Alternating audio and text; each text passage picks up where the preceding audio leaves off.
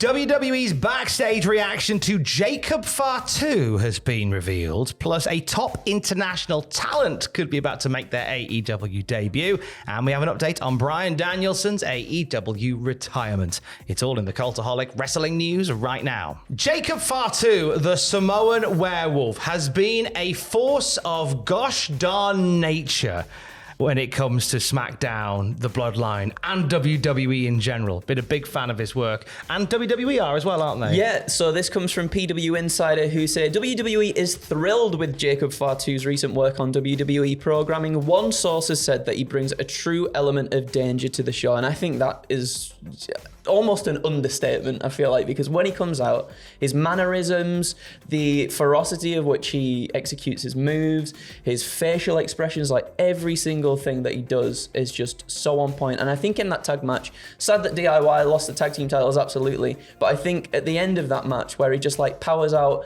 of like a reverse Poison Rana and just like does all these moves in quick succession, and I feel like that's not something that we see super often within WWE, and therefore I feel like it makes it a little bit sort of special when it does happen, because you're like, not a lot of people do that quite frequently, and it makes them feel like a big deal. Because he wrestles in such a different way to other people.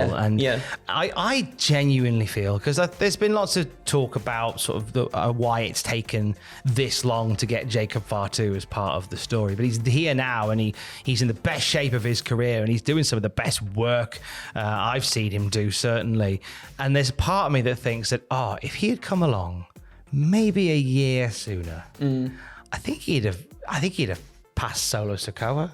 Yeah, I really do. I think I personally think he already has. But in terms of that position, like, I feel like had you brought in Jacob Fatu to be the bodyguard for Roman, that would have been something else. What a time we would have had. And I'm not being super cruel to Solo Sikoa. I know we had a little bit of a joke about him earlier in the week. And Solo has a really strong role to play as the bodyguard. I thought he was excellent. Yep. I feel like as the leader of the Bloodline, I think, and I don't want to get any grief for everyone's, it's only my opinion and it's whatever, I don't think he's strong enough at the moment. He's got better in it, he's grown into it.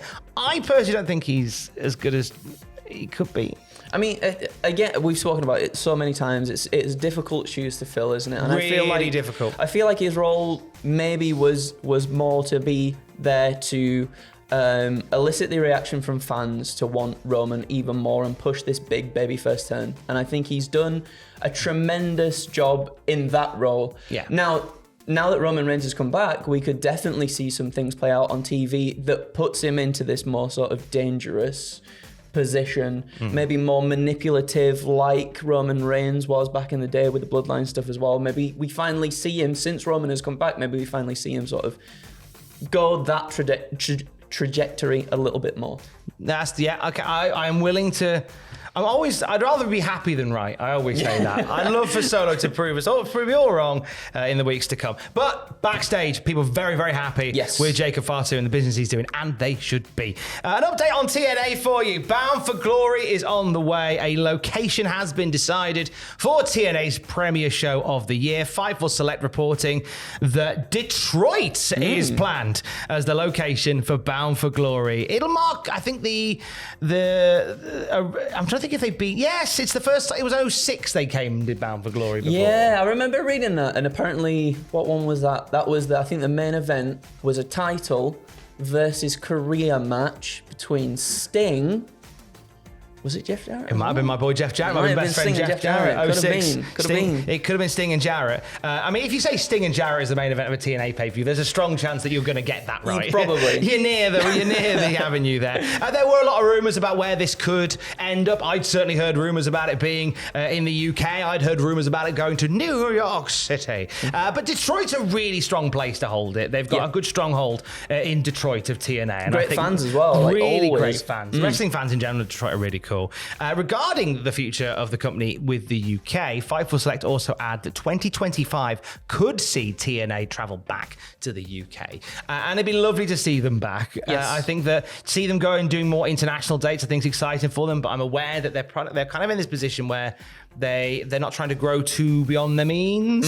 So obviously they've had the name change and they're trying to just keep a steady thing going. So I think that's probably why they're reluctant to do anything really outside of Canada or America. I think that's sensible as well. I think the time being, for sure. Yeah. So if you live in Detroit, tickets are Bound for Glory. I would expect there's an announcement coming inevitably officially.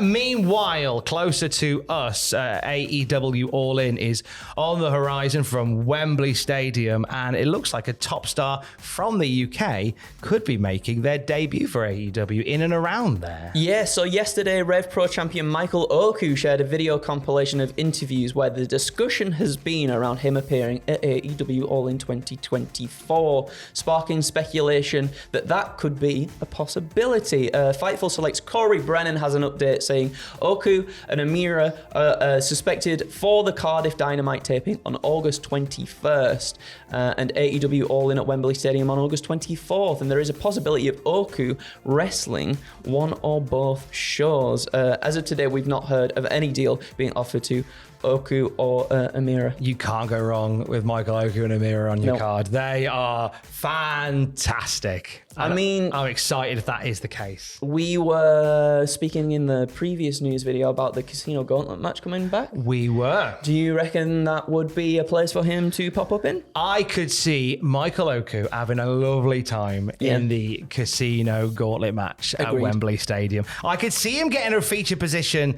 at the Dynamite show in Cardiff as well, because there's nothing been announced for that show. No. For Dynamite, which emanates from Wales a few days before All In. I could see him doing something there. But he's going to be in the mix with an AEW top talent this weekend. He's challenging for MJF's AEW American Championship at Rev Pro Summer Sizzler. That's possibly the biggest match of Oku's career. And it's going to be a banger. It's going to be a banger. But he never doesn't put on bangers. So like him and MJF are going to be on another level. I'll never get bored of seeing Michael Oku put in these feature matches, because not only is he just a genuinely wonderful bloke, but he's a fantastic wrestler. Agreed. As well. Absolutely. The agreed. more eyes, the better for our boy Oku. And as one AEW career winds up, hopefully, another is winding down completely. Speaking to Gorilla Position, Bryan Danielson talked more about his retirement. We've heard that he's going to be stepping away very, very soon. And the plan was initially going to be that we'd see Bryan Danielson in a very part-time role where he'd come out for special occasions and stuff. But he's changing his mind on that. He told Gorilla Position, I'm really walking back this idea of wrestling forever. I just don't think I can do it. Doctors have said, okay, we'll clear you to wrestle this kind of wrestling match, and I can't stop myself from doing this kind of wrestling. I thought I'd be comfortable doing stuff like that, but it turns out it's just not what I want. And the stuff I think I want to do, I found so many things that now fulfill me. There's the family aspect of it, but even with the realm of wrestling, helping younger talent, helping with creative, I really enjoy that. So basically he's saying there, the doctors have said, look, you can wrestle this style, but Bryan Danielson's like... He's like, I wrestle... They want me to wrestle here, I wrestle like here. Yeah, that's it. Which is, and I mean, more power to him for sort of recognizing that as well, because we've seen wrestlers in the past who are like, time to retire, and then they're like, oh, maybe 100 more matches, please. So yeah, fair enough for sort of knowing his limitations. You got to know when you can't trust yourself. That's why we don't keep biscuits at home. It's true, because they'll just... what an analogy! Thank you. It'll shock you with a Greek physique, with a Greek god physique like this one. But chocolate digestives don't last long in my house, so we don't keep them in the house for that reason. And I think Bryan Danielson's saying, I'll be too tempted to wrestle full tilt and do something. So I'm probably just going to have to not wrestle at all. He's absolutely going to go full tilt at All In without a shadow of a doubt, and that's just on the horizon very, very soon. And we'll talk more about that as we get closer to it. But for the very latest wrestling news throughout the day, you can check out Cultaholic.com. Keys. Love you, bye.